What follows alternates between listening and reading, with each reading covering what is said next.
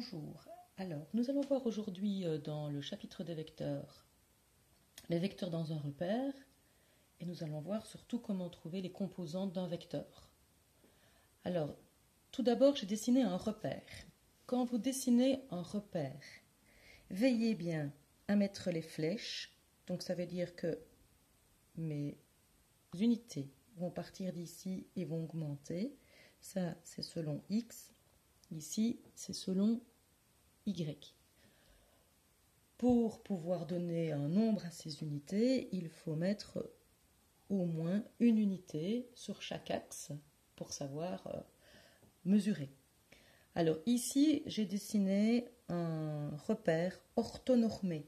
Que veut dire orthonormé?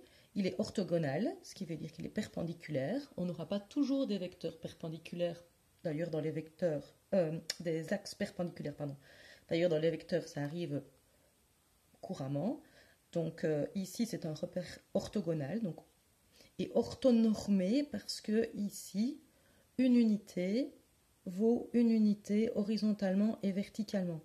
On peut avoir parfois des repères où une unité vaut 2 carrés horizontalement et une unité vaut 1 carré verticalement, par exemple. Ici, nous sommes dans un repère orthonormé. Alors, je vais un peu regarder la composante du vecteur AB. Donc AB, je vais déjà le dessiner. Voilà.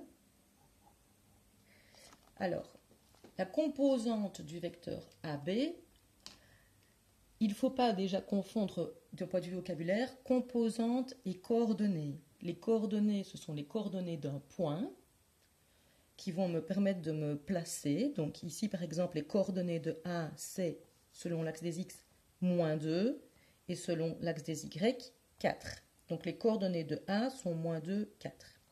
Les composantes d'un vecteur vont nous permettre de savoir comment on fait pour passer de A à B. Et pour passer de A à B, on va d'abord regarder comment on passe de A à B horizontalement et puis verticalement.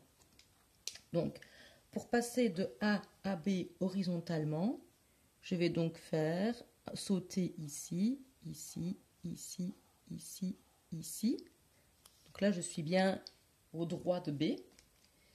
Alors, on va s'en servir pour la composante de AB.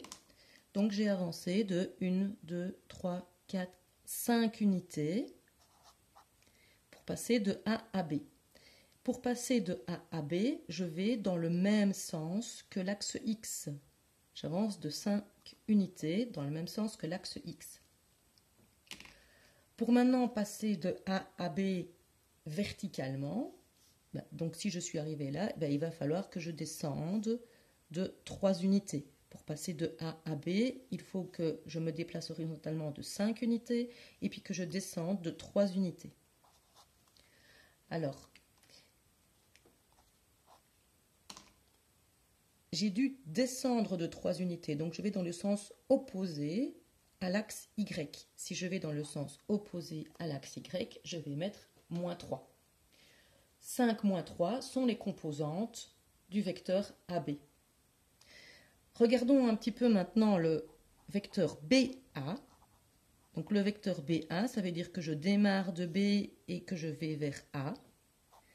Si je démarre de B horizontalement pour passer de B à A, de B jusque A, je me suis déplacée de 5 unités, mais j'ai dû me déplacer dans le sens opposé à l'axe X. Et puis, je vais devoir verticalement me déplacer de 3 unités.